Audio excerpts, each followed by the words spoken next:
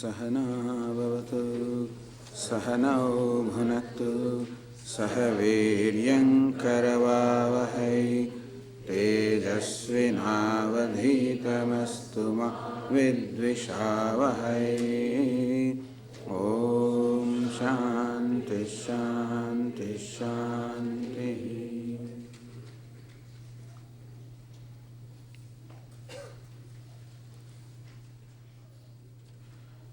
This morning we were talking about the reality of our own self,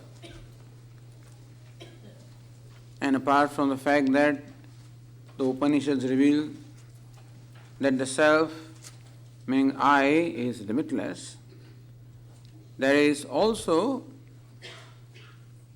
reasonable evidence available, not proving it, but reasonable evidence available to us to accept that yes, limitlessness is my nature, as I said, because that is what we experience in a moment of happiness. The freedom is what we experience when we are in deep sleep. Meaning that they are the experiences when this sense of limitedness or sense of inadequacy drops off, and whatever drops off cannot be the inherent nature, it has to be something incidental. So idea is that my feeling of being small, inadequate is not the reality about myself, it is something incidental. And the reason also we said is that it is comparable to the actor identifying with his costume. I am also identifying with my costume, with this body-mind complex. It is a costume, because that also is constantly changing. As we say also, if you accept this repeated births, then every birth we have a different costume. In fact, Bhagavad Gita compares this with the garments. Vasamsi jirnani yatha vihaya. Just as a person discards the old garments and takes up new garments also, this Jivatma discards this old costume and takes away new costume. All of this shows that this body-mind complex is a costume rather than it is myself. And for whatever reason, we take that to be ourself, and therefore the limitations existing in the body become our limitations. Body, of course, is subject to death, and therefore I take myself to be subject to death. I take myself to be a mortal being. And I always suffer from this fear of death. Nobody wants to die, because death is equated to non-existence, and I always want to exist. There is love for existence. This morning, in reference to this, I was told by one of our friends a real incident. This is a physician treating some cancer patients, and he is a young cancer patient, 16 to 18-year-old young man suffering from bone cancer for several years, and this physician is treating him. One day this young man requests this physician, "Would you please sit with me and talk for some time?" He says, "Yes, surely." He says, "How are you doing?" He says, "Well, I'm much afraid. There is a lot of fear in me. I'm scared." Scared of what? I'm scared of death. This is our Vedantic physician. So he says, "You're scared of death. Death of whom?" So why my death? Because doctors have declared that now I cannot be saved. It's a matter of time, and a very short time too. He says, "Well, who is going to die?" So I'm going to die. Well, your body is going to die. Where do you have pain? I have pain. Where do you have pain? In my legs. Your legs have pain. This is the actual conversation that took place, and it took place over a period of time also. And this came as a great revelation to the young man. He says, "Yeah, that seems to make sense." And so he was convinced about this, that this is the death of the body and not my death. he, it seems that, died very peacefully. Meaning this was a very comforting revelation. That death belongs to the body, that I am not mortal. That mortality is there, does not belong to me, it belongs to the body. And it is good also. It is good that body is mortal because, we don't want to keep on wearing the same garment for a very great length of time. When it gets worn out, we want to change it. And that's why the body is made mortal. Otherwise, why should it be, if immortal is what we love, well, the body should have been immortal, but it's immortal because that's not my nature. But still, we are born with identification with the body nevertheless. We are born with this conclusion or with this understanding or with this notion that I am the body and that I was born and I am going to die. That I am the mind, I am my intellect. And therefore, even though now and then we call this as a mind, that's also there. I just said my intellect or my mind. So now and then we call this mind as mine, intellect also is mine, the body also is mine. I do say that, but once again, I behave as though I am the body, I am the mind. And so when something happens to body, then it happens to me. When something happens to my intellect, it happens to me. When my mind fails to remember, I feel frustrated. How come I cannot remember? It's mind that does not remember, but then I blame myself. Or I really punish myself because I think that I cannot remember. All these inadequacies I keep on suffering from because the inadequacies belonging to this body-mind complex are habitually, not that somebody has told us, not that we have decided, it is how we are born. We are born with this unintelligence of taking this body-mind complex to be the self and taking therefore the limitation of the body, etc. as our limitations and thus branding myself as a limited being and suffering from a sense of limitation and then struggling to become free from that limitation. So this is my life. Another argument in favor of the fact that limitedness cannot be my nature is that everyone and everything has love for its own nature. One is comfortable with one's own nature, one is comfortable with the true nature of oneself. Thus, fire is comfortable being hot, and sun is comfortable being bright, because that is their nature. Ice is comfortable being cold, water is comfortable being cold, no problem. The discomfort about oneself comes when I am deviated from or distracted from my true nature. Just as water would become very uncomfortable if you heat that water, because heat is not the nature of water, and therefore water struggles to give up that heat and becomes comfortable when it becomes cold again. And so also I am struggling. Either we can say that I am struggling to become limitless, or you can say that I am struggling to become free from the sense of limitation. Just as water is struggling to become free from the heat, and I am also struggling to become free from sense of limitation, that shows that I am not comfortable with it. It shows that it cannot be my nature, because if limitedness was my nature, I would be happy to be limited, really. If limitedness was my nature, inadequacy was my nature, then I would be happy to be inadequate. Because one is always happy or comfortable with one's own nature. As our Swamiji would say, I'm happy, it's the nature of the eyes that they can see, I'm happy that I can see. The problem is when I cannot see, otherwise I never go and complain that I can see, unless there is some other problem. Like this man who goes to an optician and complains, or not optician, but then optometrist maybe. and complained. Says, what's the problem? He says, I can see. So he asked him, what is the problem? He says, I can see. So that fellow thought, maybe you can see what? You can see two where there is one? He says, no, I see two where there is two. Then you can see one when there is two? He says, no, I can see one where there is one. You cannot see it, what is at a far distance? I can see very well.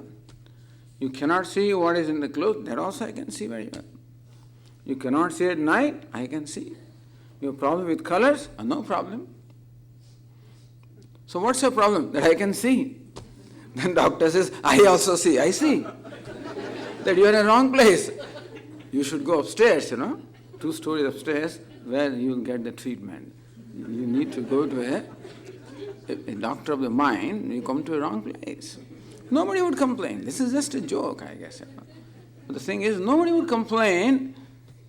Somebody was complaining that I feel hungry. So the doctor said, what's the problem? Somebody says, I sleep too much. It's not a problem. It's something natural, and nobody would complain. The fact that I keep on complaining about my inadequacy means that it cannot be my nature. I'm not comfortable.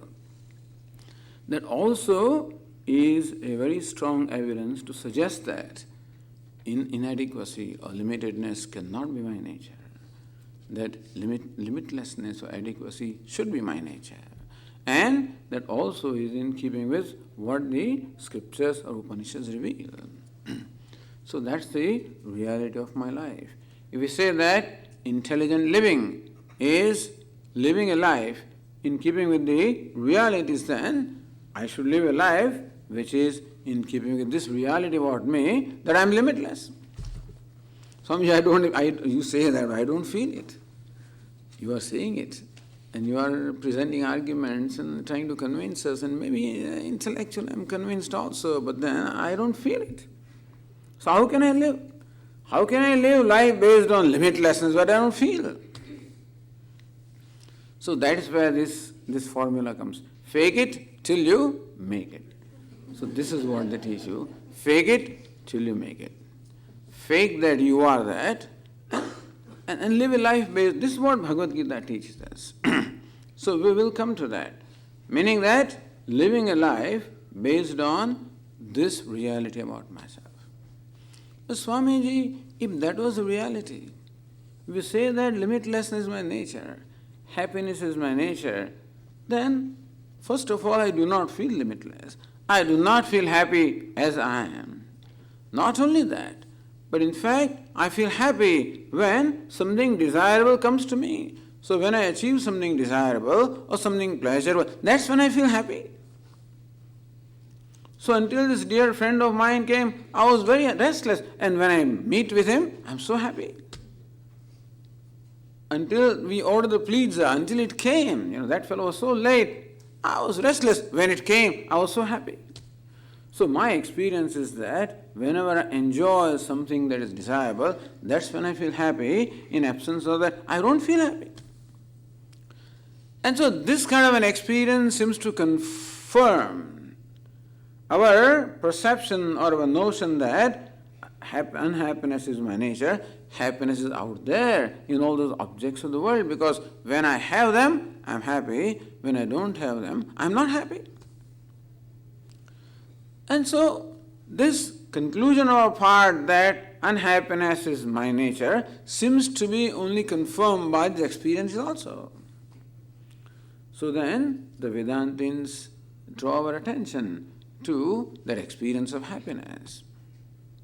You say that you are happy when you see a movie. You are happy when you are in company with your friend. You are happy when listening to music. Happy when you get a new car. Happy when you get a new position. Happy when you win lottery. Whatever these experiences are which make us happy. But then therefore our conclusion is that is where the happiness is. In new job there is happiness, in new home there is happiness, in new car there is happiness, in promotion there is happiness, in getting recognition there is happiness, in wealth there is happiness. Okay?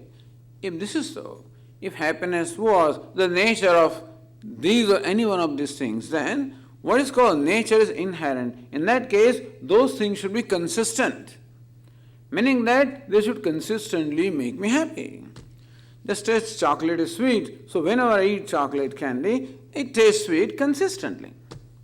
In the morning, evening, afternoon, whatever. That's called. Similarly, can I say this about anything that it would make me happy at all the times under all conditions? Can my car also necessarily make me happy all the time? Under all conditions? Not when there is a puncture, not when it breaks down the highway, or not when, because the new car comes, now my friend says, may I borrow your car? These are the things that I don't feel happy. In fact, that car can become a pain in the neck. What can give me happiness can also, anything for that matter, anything in this world that can become a source of happiness has also the capacity of becoming a source of unhappiness. You take anything. Because I remember many years ago when a radio, many years ago, nobody had radios those days, and when we bought one, we were very happy, children were very happy, except that then the people from all the neighborhood started crowding in our house because we only had the radio. So when that Bina Ka Geet Mara would come, we'll have 50 people in our house. Becomes a nuisance.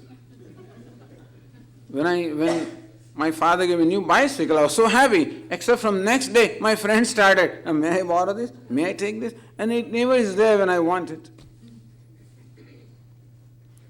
But this is the case with everything. What in a given situation is a source of happiness, in a different situation, the very same thing can become a source of unhappiness. This is how the things are. Or there is nothing whatever that can consistently give me happiness. Even a cup of coffee I enjoy in the morning, I may not enjoy it at night. Ice cream also, I enjoy at night, I don't enjoy in the morning. Movie also, I enjoy in the evening, not in the afternoon. My dear friend also, when I have time, not I'm busy. Anything for that matter can only conditionally give me happiness, meaning that as long as those conditions satisfy, as long as I satisfy their conditions, understand? Now I think that, whenever I satisfy their conditions, that is when they make me happy, otherwise they don't. This also we know, but we always ignore this fact. We do not want to face this fact, but we know this. Because if motor car gives me happiness, that's nice. Anytime I'm unhappy, go and sit in the car, then you'll be happy. If music can make me happy, fine. Anytime you're sad, let's listen to music. Sometimes it can relieve the sadness, not all the time. As Swami says, Swami gives another example. Like this fellow goes to beach, because he used to have a friend, his girlfriend, and then they used to have, go to beach and enjoy and whatever. And now they were separated. And then the very same beach, which formerly was a source of great happiness, now when he goes, he feels so sad. The very thing, because now it reminds him of his olden days. But this is how things are. And therefore, I don't want to elaborate too much because all of this you've heard a number of times. But the thing is that there is no such thing which we can say possesses happiness or has a quality called happiness. Just as sugar has a quality of sweetness or lemon has a quality of sourness, we cannot say that any given thing has a quality of happiness. If it had, it should make me happy at any time. It should make anybody happy at any time also, understand? Not only sugar is sweet as far as I am concerned, everybody, whoever tastes sugar, they experience sweetness. Similarly also, if a given object was happiness, then anybody who experiences that should become happy. That's not so. When I'm riding in a bus in India, the passenger sitting beside me, after a while, reaches out for his pocket and takes out a bidi. Although it says no smoking, but he smokes beer and he's in ecstasy when he's smoking that, and all that smoke just comes to my nose and I am in hell at the same time. So very same thing that makes a person happy, at the very same time it can make another person miserable. This we know. In India, of course, you know this, how people are having huge loudspeakers, because they are very philanthropic and they think that we should be, when we enjoy something, that everybody also have the benefit of it. And therefore, they just blare out.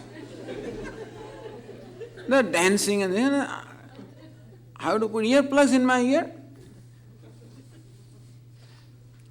So a given thing that makes a person so happy can make another person so miserable. And a given thing which makes me happy now can make me miserable tomorrow. As Swamiji says, I love you, I love you, I love you, I love you, I love you, I love you. Same. To a person who I said I love you, after a while I said I love you. That all of this could not happen. There is a lot of disillusionment in our life. At the mid-age, I think all of these somehow, starts making its effect upon us in mid-age. Somehow we seem to get some kind of insight on life that things are not all right. All of this does not seem to have given me some kind of satisfaction or contentment or fulfillment. Because when I'm in my 20s and there is a tremendous enthusiasm, achieving a lot of things, and therefore I'm not available even for listening to this or thinking about it. But by about 45 or 50, when my energies also have declined, I no more have that kind of a drive. At the same time, I've made my life and I have achieved something. And then I have some time, I guess, to think about the life. And that is when sometimes disillusionment comes as to what it is that I have done. There's nothing wrong in doing things, nothing wrong in achieving. Understand, I'm not suggesting that one should not have wealth, etc. Go and have it. All it is what place or what role does it have in my life? That's important. So, knowing the reality about these things also. It's wonderful to have wealth and name and fame. It's nice to have them as long as they're means and they're not the end in our life. They're not the goal. They're not the end in our life as long as we understand that they're means. So long, then they have the right place. Thus, a proper understanding of the reality of the world also will enable us to understand that the happiness which I am seeking is not out there. But God has made our mind outward looking. As we quoted in the morning, Paranchikhani Vyatrunat Swayambhuhu. The self-created or self-sufficient, the independent Lord has made our mind and sense organs outward looking. Tasmat Parang Pashyati Nantaratman. So Kathopanishad, therefore, a human being always looks out for seek fulfillment in his life. He never looks at himself. This is how the life is. Parachah kaman anuyanti balaha te mrutyoho yanti vitudasya pasam. Again Kathopanishad says, balaha, unintelligent people. Balaha, immature people or unintelligent people. Parachah kaman anuyanti. They're also always chasing the pleasures outside of themselves, thinking that this is what will give them happiness. And sometimes people do not learn. Some people learn from the life, many people do not learn. Nasamparaya pratibhati balam pramadyantam vittamohena mudam. Again Kathopanishad says, to Balam, an immature or an intelligent person, it never occurs that life has something more than this to offer. That more than these pleasures or gratification at the senses, or gratification of the ego, that he thinks that that's all life has to offer, that it never strikes to him that there can be something beyond this. Ayam lokaha nasti paraiti mani. That this is all there is in the life, that there is nothing more than that. This is what most people believe. And therefore, it never even strikes to them that life can have a better goal or something better to achieve. Yamaraja says that they automatically fall in my trap. I need not do anything. My traps are all there everywhere and they fall in my trap. Kaschid dhiraha, Upanishad says, Pratyagatmanamaikshada avrta chakshuhu amrutatvamichan. Kaschid dhiraha, some wise or discriminating person. So, all otherwise people are always looking outward, seeking that happiness and fulfillment. Some wise person, some discriminating person who learns from the experiences of life. And that requires again grace of Ishvara to be able to learn from experience of life or to come in contact with somebody who can help us see these realities of life. Kassiddhiraha pratyagatmanamaikshada. He saw pratyagatma, he saw his own self, inward self. Avrta chakshuhu, by making his mind inward looking. So outward looking mind and inward looking mind. So Upanishad says that some rare discriminating person, mature person who learns from the experiences of life, he turns his mind inward so that he can see amrutatvamichan, desiring immortality or desiring limitlessness. He looks at his own self. We have so much devalued ourselves, and we have so much devalued and so much overvalued the world that we never even suspect that what I am seeking in my life can be my own self. I never suspect. And man looks everywhere and dismisses God because there is no God. There is no limitlessness anywhere. It is true. If God is limitless and is nowhere. And people who say that God is in the heavens, He is limitless, nobody other than me can be limitless because a limitless excludes other things, cannot be limitless. So these people who are atheists, who dismiss God, also have not recognized that God can be in a place where they have never suspected. Because they always objectify God. And the way all traditions present God is a God who is an object, meaning who is separate from me, somewhere else. And that Saguna Brahma is a big thing, is simply a matter of faith. What Saguna Brahma is, or God with attributes is simply a matter of faith. And so, and those traditions present a God which does not stand against the rational arguments. And so then they shut you up and ask you to simply have faith, whatever. But no, one has not looked at the place. He has looked everywhere, but he has never looked at himself because he never suspects that what he is seeking in life can be his own self. But this is what the Upanishad, this is what Vedanta teaches, that in fact what you're looking for in life is not within you, it is your own self. Not without you, not within you, but then it is your own self. Meaning that the seeker is the sought. Like the 10th man story where the one who is seeking is a sought. So they're searching for 10th man, thinking that the 10th man is lost, except that in counting process he omits to count himself. The way he counts 9 boys standing in front of him and concludes that there are only 9. And one by one each one comes forward and counts, each one counts 9. They omit themselves and conclude that the 10th boy is lost, and they spend the whole day searching for the 10th boy. In fact, there are as many 10th boys, as many people who count, meaning that each one of them is a 10th boy. And therefore, when they are searching for the 10th boy, each one is searching for his own self. Similarly also, what we are searching for in life is our own self, except that we are searching it outside of ourselves, and therefore there is no way that we can ever find it, no way that we can ever feel a sense of fulfillment or success. It is not possible. We have a lot of fascination for material achievements, and they do seem to give us some temporary happiness or satisfaction, but it's only momentary, it is fleeting happiness. Again it loses its charm and my mind seeks something else. So this is the basic reality about our life, is that I am what I am seeking to be.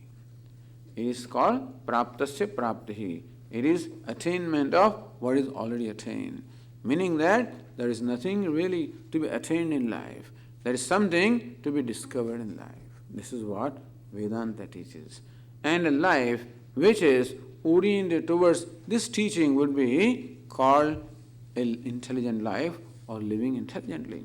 Otherwise, however intelligent we are, however smart we are, as long as this is not understood, then our efforts are not going to be successful. Thus, Vedanta provides us what we call the understanding of goal as well as the means. Vedanta provides us the destination as well as the map leading, map which can guide us to reach the destination. If we have a wrong map, then regardless of what efforts we make, we can never make the destination. Everybody has a map in their own mind, and they are following the journey of their life according to the map which they have in their mind. But invariably, the map is that what I am seeking is something away from myself, different from myself, separated from myself. Somehow I have to bridge the gap between I who is the seeker and what I am seeking. Seeker and sought are taken to be different. And that's how we are living our life. And that is the reason why we can never meet with success in life, because we can never find the kind of fulfillment which we are seeking. Even when the world declares me to be a successful person, I do not feel that I am successful. I do not feel that I have that contentment. I don't feel that I have that satisfaction. Only because whatever I have does not have the capacity to give me that sense of fulfillment. That fulfillment has to be brought to manifestation rather than to be achieved. Understand the difference. That what Vedanta teaches us is that the goal that I have, which is success, which is happiness, which is limitlessness, is my own nature. Of course, the next question is, Swami, if it is my nature, then how come I don't experience it all the time? That's another problem.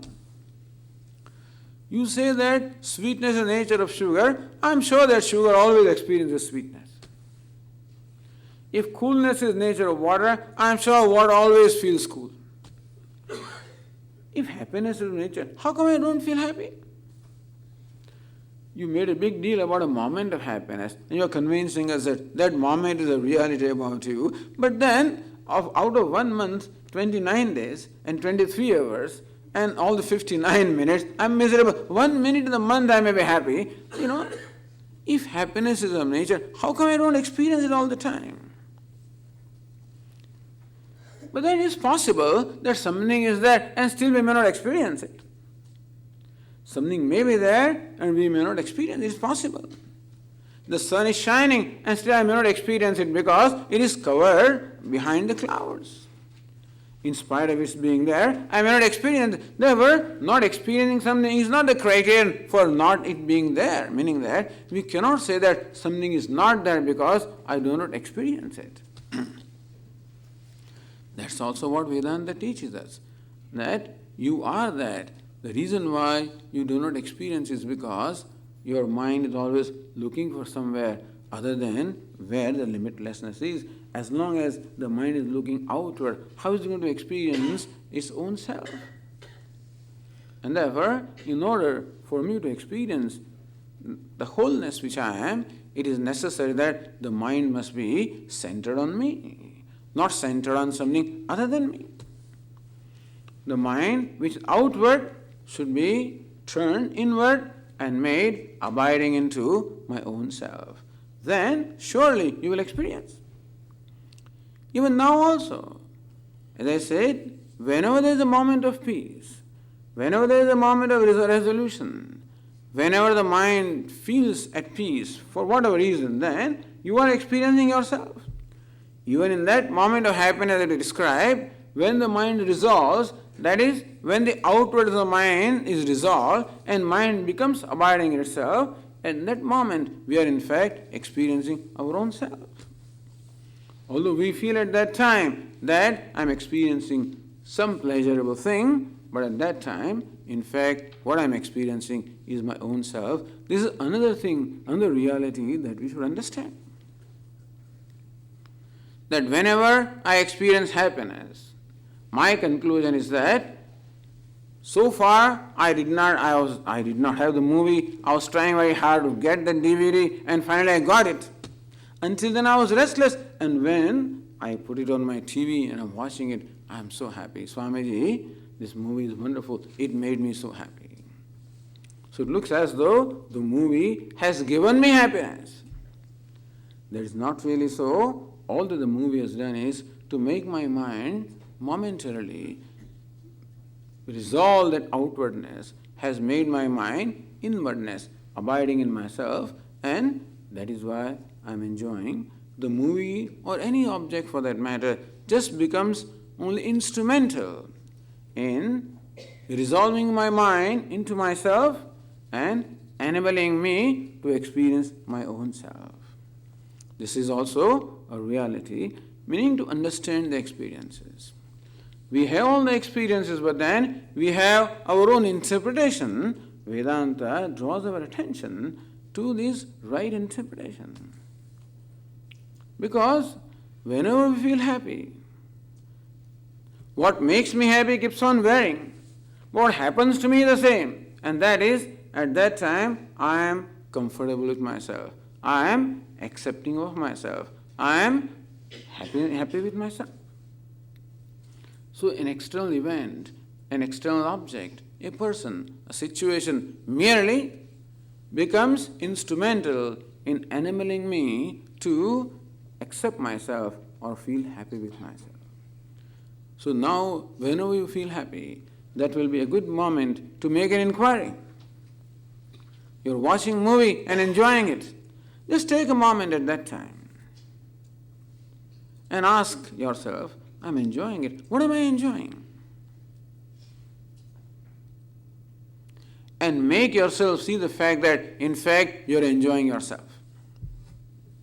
You need not be into a movie, go into dining hall. And I don't know what they're cooking, but generally, this afternoon there was a big feast. There were some 3 sabjis and there were all these sweets and all kinds of things were there. I guess they're really treating you well. But then, even when you enjoy your favorite food, enjoy your favorite music, enjoy your favorite movie, enjoy your favorite shopping, whatever it is that you enjoy, at that time when you're happy, just make the mind see where does the happiness come from, and make yourself see that, in fact, I'm enjoying my own self. And this becomes very clear when we are in front of nature, because then we know that there is no object of enjoyment as such. When momentarily all my complexes and all my conflicts and all my discomfort with myself, when it drops off, when I'm watching a sunrise or watching a flower or watching something, a natural panoramic scene, at that time, what makes me happy is nothing but the mind has resolved. It has become abiding in my own self, and it has become inward, looking at itself, and that's what enables me to experience happiness, which is nothing but my own self. And that is why in the olden days, Swami used to point out, he says, well, people think that I feel happy when my desire is fulfilled. But there's no reason, there's no rule that happiness comes only when the desire is fulfilled, or happiness comes even when I get something that I like. Sometimes I just find myself happy. Is it not? Sometimes you wake up in the morning and you're in a good mood for no reason at all. Rare, but sometimes it happens.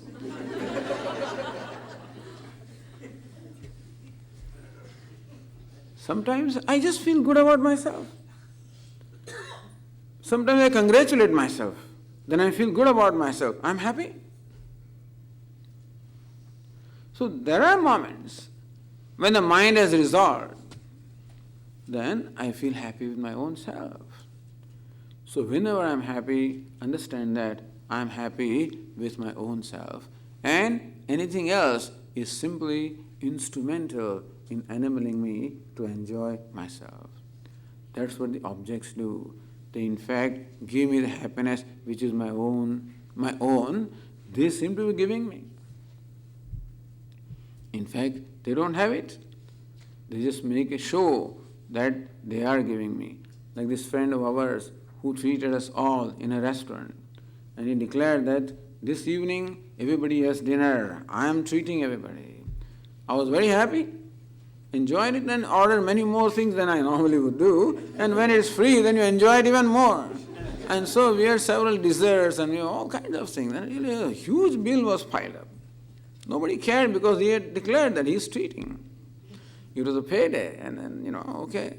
So we had our dinner, a fat tip also was given, and the whole bill was some 3,000 rupees or whatever, and then we came out, and then I reached for my pocket because I wanted to buy some digestive thing, because I had eaten so much food. Reached out in my pocket, and my wallet was missing. This friend who had treated us produced my wallet. He says, here it is, your wallet. When I looked in the wallet, I was 3,000 rupees less than what I had before. Meaning that fellow had simply taken away money from me and he was feeding me. So even when I thought that I was eating, what was coming from there, I was eating my own food. Except that he very cleverly simply created an appearance that he was treating me. And so also, that's what all the objects do. They treat us. And we are at that time enjoying happiness, which is our own self. This is another reality of life. All these realities, they should be taken into account. And that is how we should design our life, which is in keeping with these realities. Otherwise, what is unintelligent?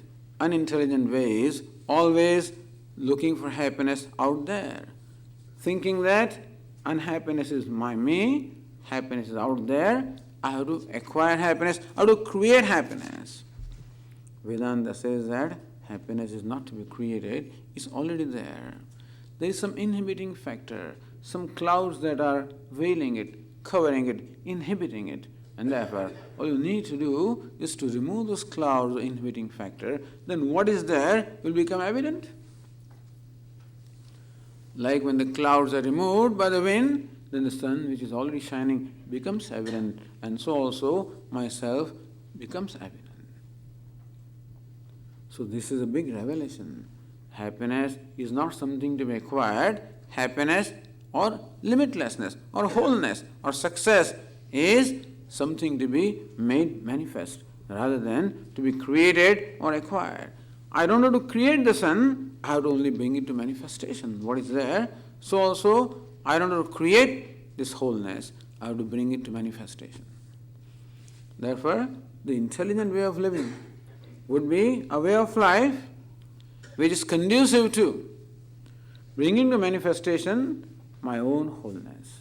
Not a life which is directed towards creating happiness which is not there, but bringing to manifestation happiness or wholeness which is myself. That way of life would be called the intelligent way of living. So thus we discuss the reality about myself as well as the reality about the world, when this is very clear. What is reality of myself? That wholeness or happiness is my nature. What's the reality of the world? That the objects of the world are there and they have usefulness in my life. But then they cannot be source of happiness or success. They have usefulness in as much as I need money to have a house and to have transportation, to live my life. I need these things. Vedanta does not dismiss the necessity of these things. All of them have a place in my life, but not what I give them. They're required. The clothes are required to cover my body. House is required to give me a shelter. Car is required to enable me to transportation. Telephone is required for communication. This is all required. Health insurance also is required. Internet also, I guess, is required. Cell phone also is required. Required. But now children want cell phones in India also, which cost 20,000 rupees. One cell phone, with which you can take pictures and videos and music, all kinds of things, Now that is just, and nowadays there is a fad. When they go to watch a movie, then when the lights are off, then these people, they show off their cell phones because it gets lighted up, and so they just show it and they see, this is what I have. Meaning that these things then become the possession of pride. I seem to get some kind of it seems to satisfy my pride, possession of this thing. Meaning that it is not just a useful thing, but then it seems to satisfy or it seems to raise or satisfy my pride or ego. That is not its purpose. It's not meant for that. To have a camera is fine, but then how expensive a camera should be? That I may not even know how to operate that camera, but I still have it. So people watch, oh, what wonderful, what a camera you have. What a cell phone. In the cell phone I know only two things, that's all. How to receive the phone, how to make the phone, nothing else. And still I have an expensive cell phone so that people would think that I am a very smart and intelligent person. The car is right, is required for transportation. But only a particular kind of car I must have. Why? Because my neighbor has this kind of a car, I should have something else, something better than that. Meaning that all these things have become overvalued. They have value. Our Swamiji says that we should value everything that is proper. Not more, not less. But we are superimposing much more than the value that they have. As I said, then my home also were huge homes. Wonderful, But then the people who build the homes have no time also because they're so busy and hardly any time to enjoy them. Only Swamis enjoy those homes. Because he has nothing else to do. But the thing is, home is required, and a comfortable home is also required. A home is just an example, they call it home or clothes or whatever. Everything we require to live our life and to do things that we need to do. And when you work in New York City, I guess you need certain kind of clothes. When you have to go into some dinner, you need something. It's all right, it's all required. But that I derive pride from this. I derive satisfaction from this. I think that I'm greater because of this motor car. I'm greater because of this phone. I'm greater because of this object. Meaning that I'm devaluing myself, overvaluing these things, and I feel greater than what I'm in possession of them. This is not right. They are simply the implements or the means of serving some purpose which I require in my life, nothing more than that. Superimposing more value than them is called adhyasa. They call it shobhana adhyasa. Shobhana adhyasa means superimposing more value than what a thing has. And then Swamiji, something, these days to live life in America is not easy. You think that we have 3-car garage, but everybody has to work. Unless 2 incomes are there, we can't support our way of life. So 2 incomes are required. Then the spouse is required to make an appointment with each other, because everybody has their own schedules. And so then the children need to make appointment with them again. Whatever. That I have nothing to comment about that. All of you are much wiser about these things than I am. But all I'm saying is that we are adding so many complications in our life, which we can do without. That's all I'm saying. Life could be simplified.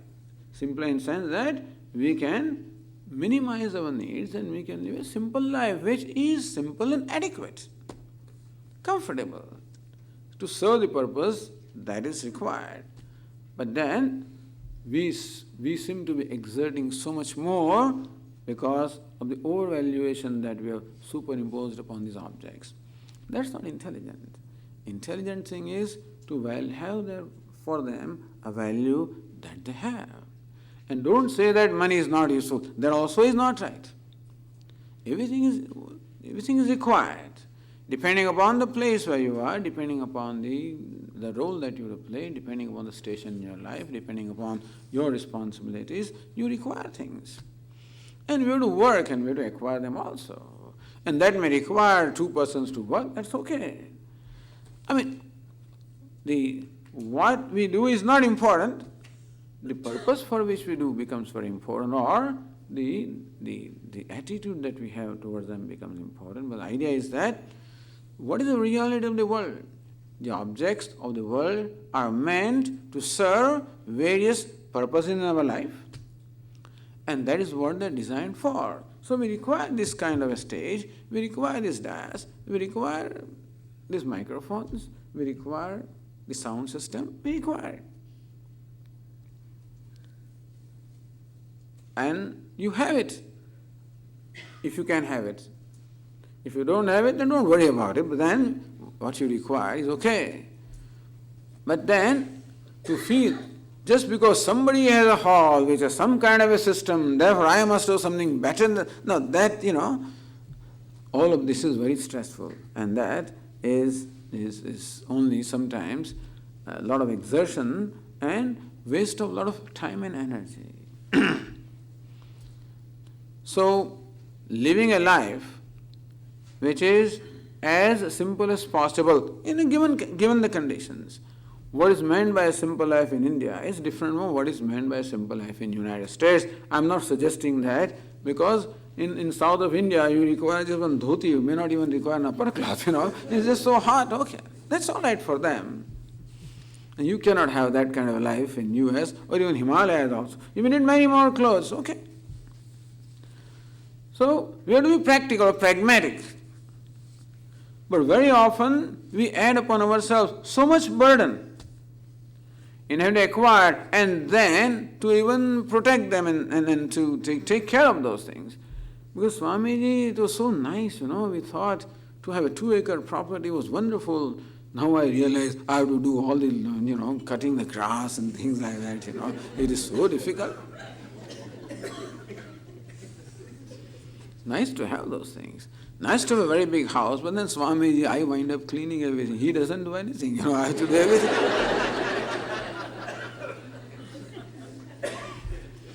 And we use only one room, that's all.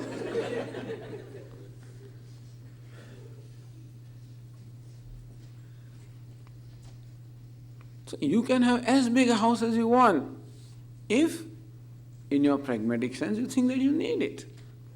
There is no rule as to what one should have and what one should not have. All I am saying is that we should have what we need, and there is no need to pile up. Otherwise, it's like piling up in all our refrigerators and places. You come to my own cottage, how much things, just pile up, because you think this is good and that is good and that is good, and so you keep on collecting these coupons and then saving 33 cents. You make a trip to the store which costs you $3. And then the item that I want is always in the inside corner. In between there are such attractive things, I keep on picking up. They're all marketing things, just to trap everybody. And so when gullible people are there are enough people to trap them also.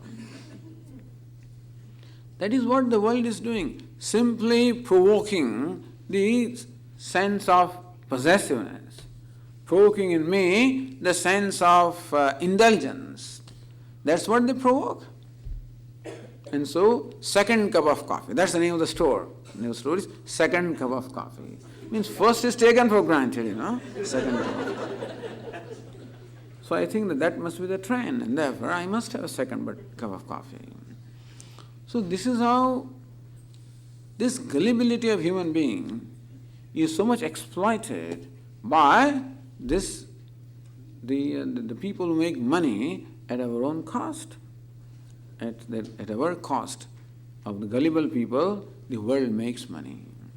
Well, somebody makes money because he's also gullible, and so everybody makes money, not everybody else, that's a different thing.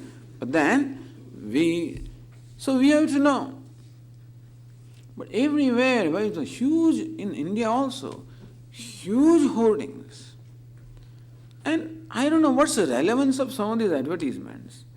They want to sell a cell phone, and what they show are some young people doing whatever. What does cell phone has to do with? I don't know. But that is what it is. What they want to sell is one thing, what they show is something else, and therefore young people want to buy those things because they think that this is how we will become when we have a cell phone. How the gullibility is exploited, and we don't even know that. We just fall a trap. So this is a big trap. Trying to do what others are doing, or trying to do better than what others are doing. Always trying to become somebody else. Because I do not so much respect myself, therefore, always trying to become somebody else. Since I do not accept myself, I am not satisfied with this, therefore, always want to become somebody else. We do not have to become somebody else. We can respect our own self as we are. But Swamiji, world does not respect me. Well, it would not matter to you. If you respected yourself, it would not matter whether the world respected you or not, really. But basically, I feel not respected or not honored because I do not respect myself or I do not honor myself. And therefore, ultimately, it all amounts to my accepting myself, my respecting myself. And at least, even though right now I do not find myself an acceptable being, but at least we can remind ourselves that that is my nature and I don't need other things to make myself acceptable. Right now, I keep myself intact as I am, meaning insufficient, and try to pile up things around me, hoping that I'll become an acceptable self because of them. But those poor things are not designed to do that. And therefore, they make a show for a while, and then the glitter wears out, and I find myself as insufficient as before, and then go after something else. This is a game, or this is a trap in which the whole world has fallen. We don't have to be. Therefore, living intelligently is recognizing that I cannot expect to be respectable or acceptable on account of something else. I have to discover that acceptability from my own self. All the time seeking the approval of other people, all the time seeking the acceptance by others, all the time trying to draw attention of other people. And when I'm successful in drawing attention, then I feel good because that person says that I'm beautiful, therefore I must be beautiful. All the time I seem to need somebody else's endorsement or acknowledgement or certificate to make me feel good because I do not feel good about myself. Except that nothing can make me feel good unless I do something about it. And that is living a way of life which is conducive to making me feel good about myself. Because that goodness is all there. It's not there to be created. It has to be tapped into. What is there has to be tapped into. All the acceptability is in me. Of course, if I equate myself to the body, I will never become acceptable because the body can never be perfect, regardless of what I do with it. If I think that by acquiring all kinds of knowledge or information I'll become great, that will never happen because my intellect is always limited. Mine is limited. And therefore, regardless of what accomplishments I have at the level of body or mind, they can never give me any lasting sense of satisfaction. That does not mean that we may not accomplish those things, but then they are means and not the end. As long as I am clear, it's nice to have, it's nice that people respect you, nothing wrong in it. But it is wrong to feel that that is what makes me respectable. It's nice that you have money, but it's wrong to think that that is what makes me complete. It's nice to have things, but it's wrong to think that I'll become more valuable because of them. That's not so. In fact, I have to discover that value from my own self because I am very valuable as it happens to be. And therefore, this is a basic value now. Our priorities change, our values change. With this teaching now, our values change completely as to how I view myself and how I view the world. And then when those expectations are not there from the world that they should make me happy, then many of these likes and dislikes will drop off. Because I am no more demanding the world to make me happy, and therefore it does not disappoint me. Then somebody else does not come in my way also because I am not demanding anything. And that is how this very understanding about our life, as we put that into practice, will be able to help us in getting over or getting rid of these likes and dislikes, attachment, aversion. That's how progressively we acquire a mind which is an inward-looking mind or a self-abiding mind, and attain what it is that we are seeking. So this is the basic reality and the basic value of life. And then living a life based on this perception, this understanding, will be what we call the intelligent living. But intelligent living can be only when we know what intelligence is. So today we discussed what intelligence is in our life. Now we'll discuss how to put this intelligence in our practical life and to make it intelligent living. Om Purnamada Purnamidam Purnat Purnamudachyate Purnasya Purnamadaya Purnameva Vashishyate. Om Shanti Shanti Shanti. Hari Om. Shri Gurubhyo Namaha. Hari Om. So Lata Blaskar told you about this